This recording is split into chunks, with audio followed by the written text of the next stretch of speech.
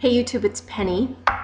I'm recording this on the 19th of December, and I have been trying to put this video together for weeks and have had more opposition in doing this than any other video I've done in the past. So for those of you who are like-minded, if you would please pray for me as I deliver this. I believe prayer can be retroactive since our Yahuah Elohim is outside of time and space. And also just that I would be covered by the blood of Yeshua HaMashiach in the days to come, because the enemy doesn't want this information exposed. So, okay. So in my previous video, Bittersweet Music, I said that I would address how the same seductive spirit that has overtaken the music industry has also infiltrated the church. However, before I make that video, Abba has shown me so much more about the music industry that I need to share with you first, so that the video that I make called Consume Away will make more sense. Okay, so let's begin where we left off in the last video, and that was Proverbs chapter 5 verse 1. My son, attend unto my wisdom and bow your ear to my understanding, that you may regard discretion, and that your lips may keep knowledge. For the lips of a strange woman drop as a honeycomb, and her mouth is smoother than oil, but her end is bitter as wormwood, sharp as a two-edged sword. Her feet go down to death, her steps take hold on Sheol.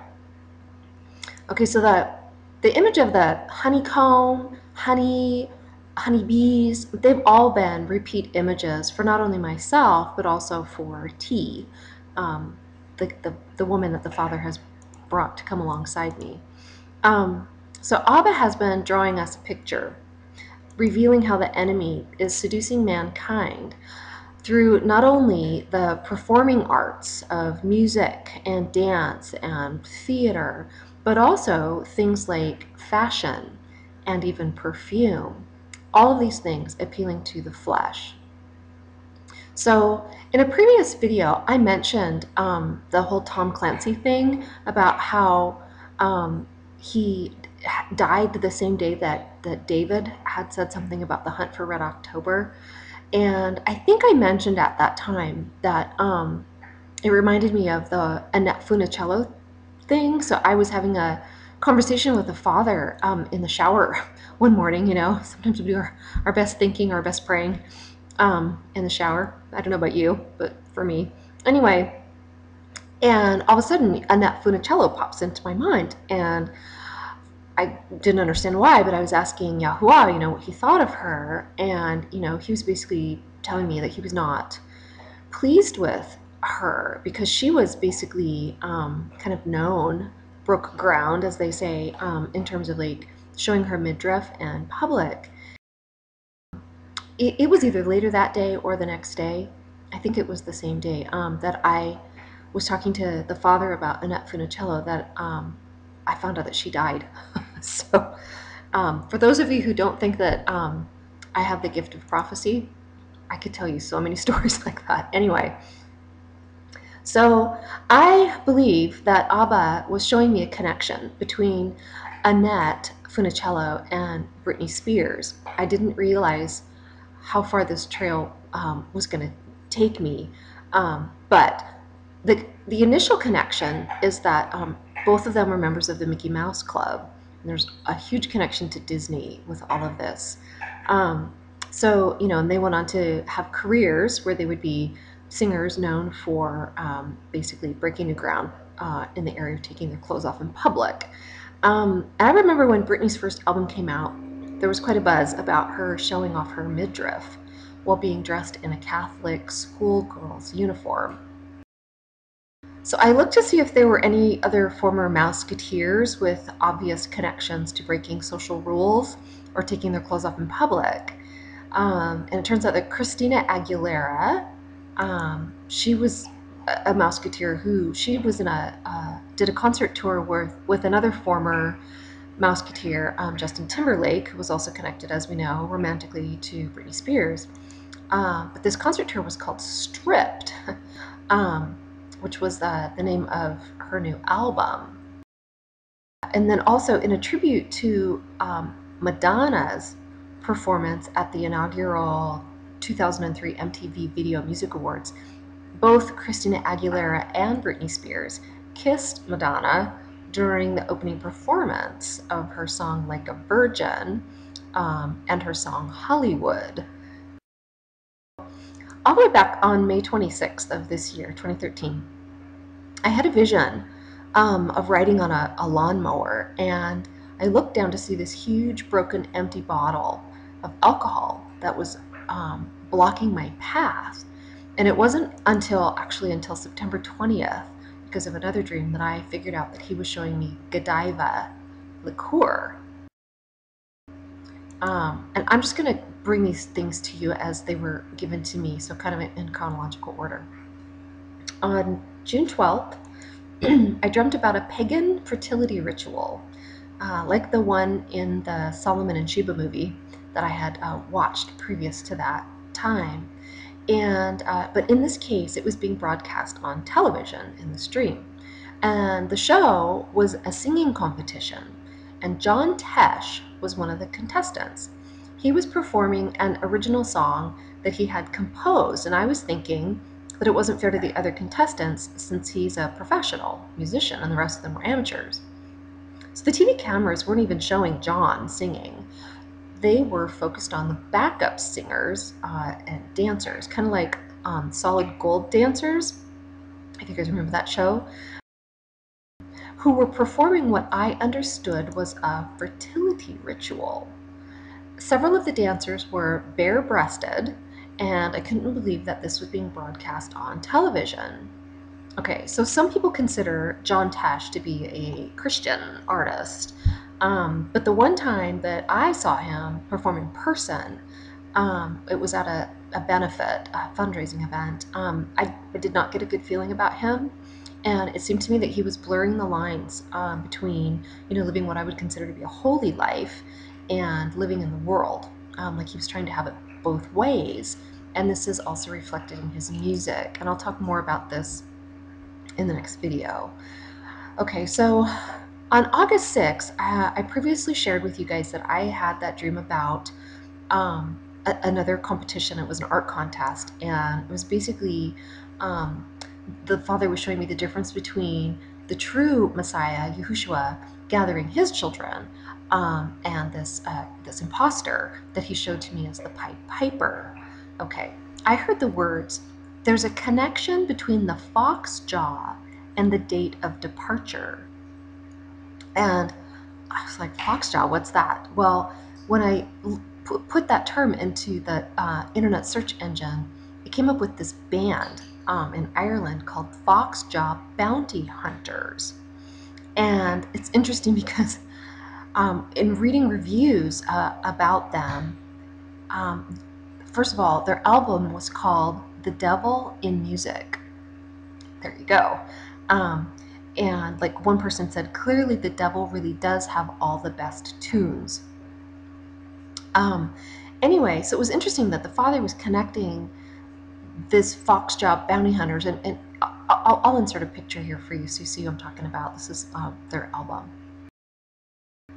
So he's connecting it to the date of departure, which to me is connected to the Pied Piper, because, the Pied Piper of Hamelin is the subject of a legend concerning the departure or death of a great number of children from the town of Hamelin. I had a vision of me writing down dreams in my journal from the night before, and I saw a logo that looked like a black fox from behind, and I wasn't able to find anything like it on the internet. But the interesting thing is, when I was researching images for the October crisis vision that I had, remember, of the full moon with the cat, that's what this fox looked like. And so if you think about it, a cat or a fox, a dog, a cat, they look very similar from the back. So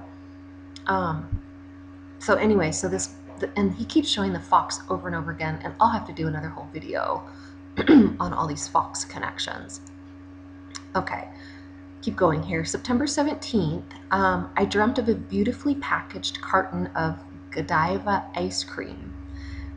It was in a clear see-through container with vanilla ice cream on top and then this layer of Godiva chocolates underneath. It was really beautiful and very eye-appealing. So this was about the time I started to understand, oh, that liqueur, or liquor, whatever that I'd seen in that previous vision was Godiva liqueur. So that same morning, I heard the words, "They come in through the woodwork." I didn't realize at the time how significant that was, and I'll explain as we go along. And then the next morning, September 18th, I had a dream with all these bees, tons of bees, lots and lots of bees. And this is all going to make sense, I promise. September 26th, I had a dream where I was carrying a little female dog that didn't belong to me. So I had two dreams actually. And one dream, I was thinking, I would never own a dog like this. And as I was waking up, I was asking myself, who would own a dog like this? And I thought of Paris Hilton. Here's the name Paris being connected to what I would consider a little female dog, which would be the word bitch. And I apologize, I'm going to show you some images in this video that are for grown-ups, and so if you have young people watching this, I would recommend that you actually don't let them watch the whole thing. Okay, so that same night, September 26th, I also had a dream about homosexuals. And I woke up with the understanding, sorry, it's my dog, my big dog, drinking. I woke up with the understanding that I was supposed to do an internet search on my cousin, who is a homosexual. So, and he changed his name to Paris. And so here I'm having, this connection with Paris and the word bitch. So I was absolutely shocked at what I discovered. And it was interesting because when I typed it in to the internet search engine, I didn't just put his name. I put his name and I put Lady Gaga. Well, it turns out that he's connected to Britney Spears, who's very much connected to Lady Gaga. So before I share what I discovered about my own cousin and the connection to Britney Spears, I need to tell you something else. Sometime in August, T had a very involved dream, and the last part of the dream, she saw two plastic-like blow-up girls. They were shown to her like as cartoon figures, and they were singing "Buzz Buzz Big Bee." And she said that as she woke up, she remembered thinking bee as in queen bee, meaning the one who was in control of the whole colony, the mother. And then on the morning of September 17th, she heard Lara Spencer on Good Morning America saying her new album, Big Bee, Buzz Buzz, and I'm not talking about bees. She was talking about Britney Spears and her new album. That was so Britney was on Good Morning America promoting her new album called Work Bitch. And at the same time, she was announcing that she would be taking up residency at Planet Hollywood in Las Vegas, where she's going to be doing a show called Piece of Me. Okay, so a couple days later, when the father prompts me to look up my cousin, Paris, in connection with Lady Gaga, what comes up is this article that was posted on Tuesday, September 17th, the day that the father gave T the whole connection about Buzz Buzz Big Bee, about Britney Spears. And I've known for a long time that my cousin's been involved with other actresses and actors in Hollywood. The last I had heard, he was overseas working on some fashion magazine or something.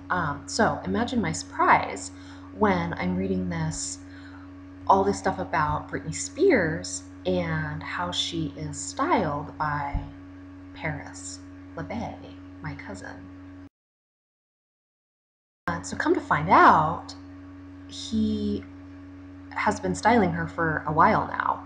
And I had no idea. I was completely shocked. And he styled her for the Work Bitch album cover, as well as the video. So here's a Disney queen who has gone through some really interesting times. I really believe that a lot of these women have sold their souls, as it were. I mean, you'll hear people like Beyonce talk about how, you know, she feels like another entity takes over when she's on stage. I remember seeing something about that specifically in an interview having to do with her Super Bowl performance last year. Here's a couple of pictures of Britney that would certainly attest to the influences that she's been under. Okay, so the morning of September 21st, I heard the words "born this way," broken up. And so I knew that this had something to do with both Lady Gaga and Britney Spears, because "Born This Way" is the name of a Lady Gaga album. And Britney mentioned in the interview with Sam Champion on Good Morning America that day, because I went ahead and watched that. Not on TV, I don't have TV, but in the link. She talks about how her new album talks about her recent breakup. So I did an internet search on Lady Gaga, Britney Spears, because obviously the Father was pointing these two ladies together for me. Look at the images I found.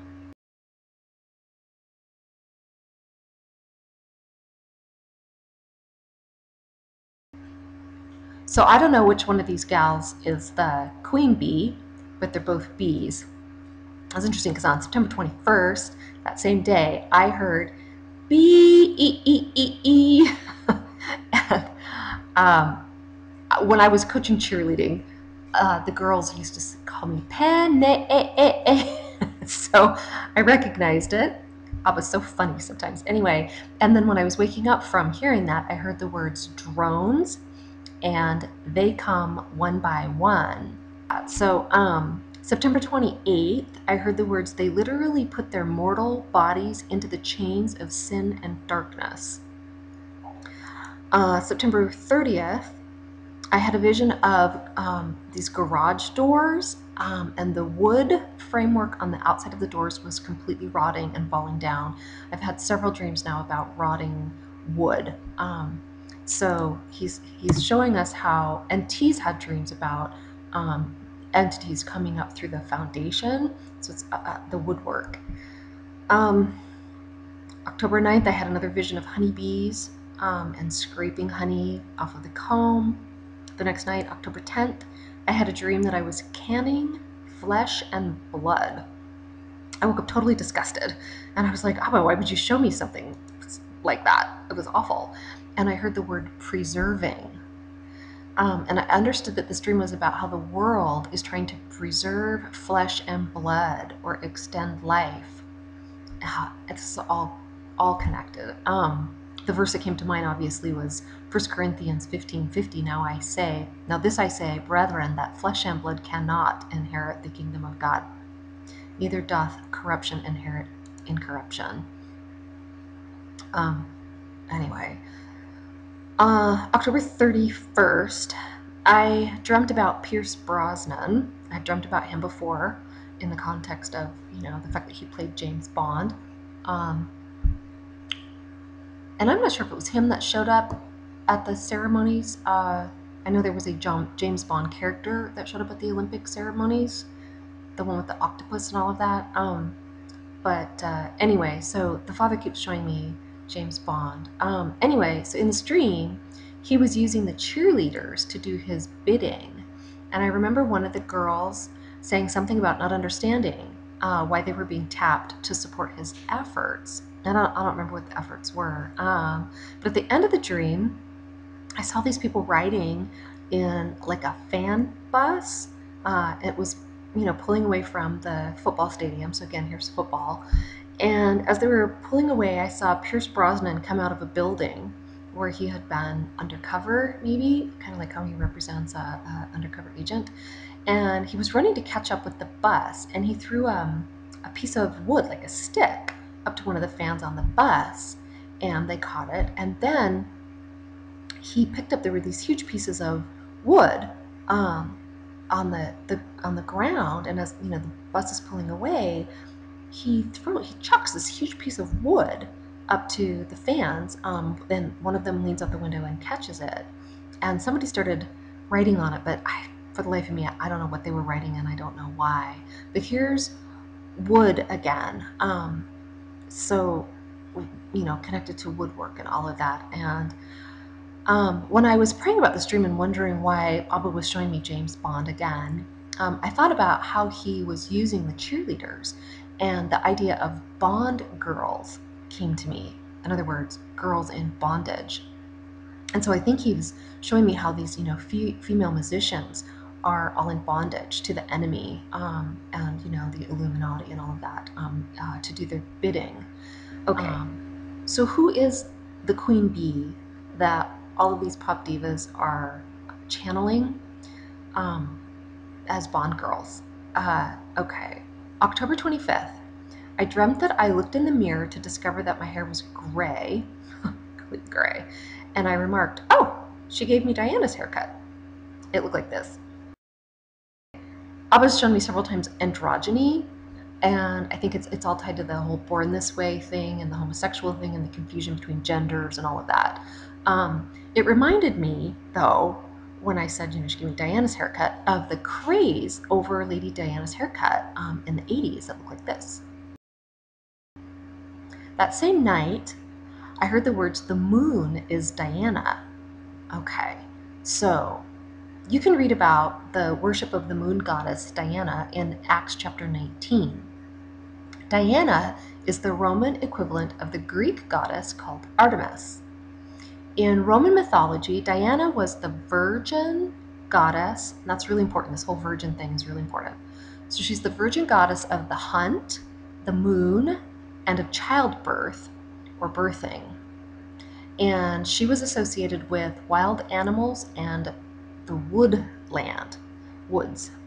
Oak groves were especially sacred to her. So this is all connected to Bohemian Grove, something that the Father's shown me in the past, and I'll have to share more about that in another video.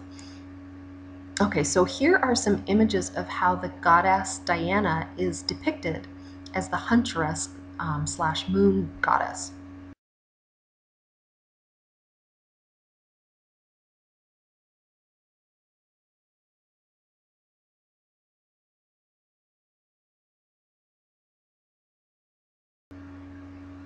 So, do those images remind you of anything in current pop culture? How about this?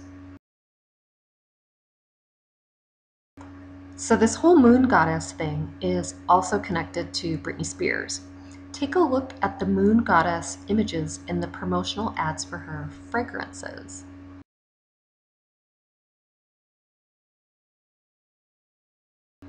Okay, so let's take a look at Diana's Greek counterpart. The goddess Artemis, worshipped principally at Ephesus, is the virginal huntress and twin of Apollo, who substituted for the Titan, Selene, as goddess of the moon. Apollo is the god of music, among other things, and he's characterized as having male lovers, hence the homosexual connection. He's also known as Osiris and Nimrod. I recommend Tom Horn's book Apollyon Rising to see how this ancient deity is linked to the coming son of perdition. Okay, so Artemis is most similar to Near Eastern and Egyptian deities, and least like Greek ones. Artemis' body and legs were enclosed within a tapering, pillar-like enclosure from which her feet protrude, and her breasts were covered with many egg-shaped forms. She's considered the goddess of fertility and called the queen, the mother of the peoples and the gods. Okay, so here's a picture of the goddess Artemis, also known as Diana. She has rows of animals on her skirt representing fertility, and along the sides, see if you can see it, are bees. And Artemis was considered the queen bee. Her castrated priests were called drones. Okay, so remember how I told you about the Godiva connection, and it's all about the divas. And so check out this picture of the skirt. Okay, so, and remember how I showed you that Lady Gaga showed up at that recent awards ceremony on a horse, and the father had shown me these horses, people dressed up like horses. Here's another shot. Okay, so check out this picture, and this totally ties in not only with that Artemis, but it also ties in with the sweets. Okay, so similar to Diana and Artemis is the goddess of the Canaanites called Asherah, also called Ashtaroth or Ashtari, which is where this whole Ashtar command is connected. If you haven't heard of that, look it up. She was the goddess of woods, and groves were her temples. She was also called the Queen of Heaven. So when I did that video early on called The Queen of Heaven Gives Birth, and it had eggs and all this creepy stuff in it, this is what the father was showing me. So represented in the same manner as Isis, with cow's horns on her head to denote the increase and decrease of the moon. And you'll see in some of those pictures, you know, when they show the moon on her head, it looks like horns. Let's see, so she was worshipped as the mother goddess of Israel, the wife of God, the goddess of fertility, mother of all life, Mother Nature. And tree symbolism is closely connected with Asherah, and I'm going to touch on that more in another video. So she's almost always joined with Baal, and she's called a god. Okay, so the scriptures have no particular word to describe a goddess. So diva in Latin is goddess, and they were considered gods in Hebrew, so both male and female. So that would make, you know, when we hear go diva, it'd be go god. I remember when I heard go-go, no, Gaga, now go-go, there's a name that's going to make a comeback. And so, and there's all this stuff that has to do with Lady Gaga and Gaga a go-go and whatever. So the fact that she's connected to Baal, and she's also known as Semiramis, and their son is Tammuz, it's all connected to paganism and this coming unholy son or anti-Messiah. While bloody sacrifices or human victims were offered to Baal, bread, liqueurs, and perfumes were presented to Ashtar. So that's, you know, why the Lady Godiva connection with the liqueurs and this perfume connection. So in addition to the Britney Spears perfume symbolism that I shared with you earlier, I wanted to share this Lady Gaga Fame perfume. It's fascinating. So it says it's a unisex perfume that was released in the Guggenheim Museum and in Macy's stores in the United States. So here's the Macy's connection. Reports circulated in early 2011 that Gaga wanted the perfume to smell of blood and semen. However, the singer stated that while the perfume was based on the molecular structure of the two substances, it would not smell of them. She further explained that the blood element was based on a sample of her own blood molecules to create a sense of having me on your skin. Rather than blood and semen, she said that the perfume would smell like an expensive hooker. So here's the harlot again. The packaging lists the perfume's notes as tears of belladonna. I had to look that up. I'll get to that in a second. Crushed heart of tiger orchid something with a black veil of incense, pulverized apricot, and the combinative essences of saffron and honey. According to the product packaging, instead of the pyramidal structure used in most perfumes, Lady Gaga Fame uses push-pull technology, where the ingredients demonstrate aspects of each note without precedence. Uniquely, Fame is a black perfume that sprays clear and becomes invisible once airborne. And so this is the first perfume to use that technology. The bottle, designed by Gaga and photographer Nick Knight, Knight, and I've seen that word several times in dreams and visions lately, was described by Billboard magazine as simple and unfussy and crowned with an edgy and alien-like gold cap. So this belladonna that she's using in this fragrance is actually comes from a plant that whose foliage and berries are extremely toxic and cause bizarre delirium and hallucinations. Let's see.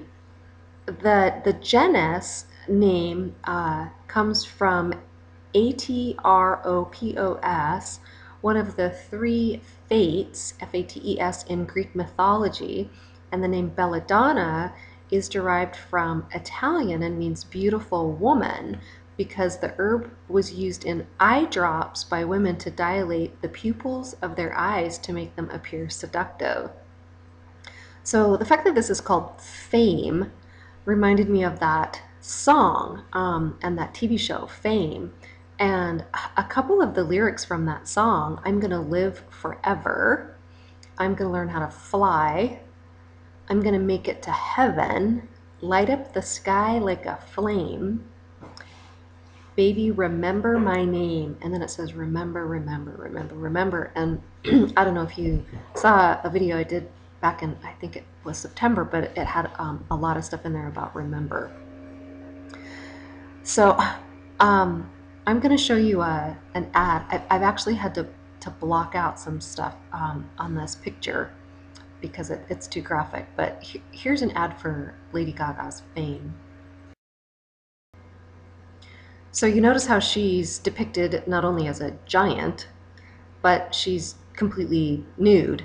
And all these divas are now taking their clothes off, not just exposing a little bit of skin, but being completely naked on stage and in ads and stuff. And the reason is that they're channeling Lady Godiva. And so in my next video, I'm going to show how this Godiva goddess, known in the ancient world as Diana, Artemis, Asheroth, Isis, Semiramis, Ishtar, lots of different names, that's being channeled by these modern divas, is also worshipped by Christians worldwide on Easter and Christmas. Whether knowingly or not, we have exchanged the truth of Elohim for the lies that we have inherited from our fathers. But to wrap up this video, I'd like to share something amazing, a confirmation that I received about the Macy's Thanksgiving Day Parade vision that I uploaded on November 27th, as well as the Dancing in the Street vision that I uploaded on December 4th. So on December 12th, I received a private message from one of my subscribers. And I'm not going to mention her name, but you know who you are if you're watching this. Thank you so much. So she said, I just wanted to mention how interesting it is that your dream from this last video tied in with the Macy's Thanksgiving Day Parade dream. I know you didn't know how it would connect then, but the song Dancing in the Street seemed to be their main theme. Did you see it? The whole thing seemed creepy to me, as I am beginning to see Satan's footprint on so much in our culture. I remember my mother talking to us about how Satan used pop songs to get his message across. Certainly Barry Manilow's song, I Write the Songs, was one. It is so seductive and beautiful, but when you realize who is responsible for the lyrics, it's quite another thing. So I wrote back to her and I said, do you mean they actually used that particular song, or just that they were dancing in the street during the parade? Because I wasn't sure. So she wrote back and she said, they actually used that song and played it quite a lot as their theme, it seemed. I wish you had tuned in. It was like a big celebration of all of Satan's seduction of America. Oh, that men would give thanks for what the Lord has done instead of being led astray by this Pied Piper. And then she sent me a link, which I'm going to put in the description box.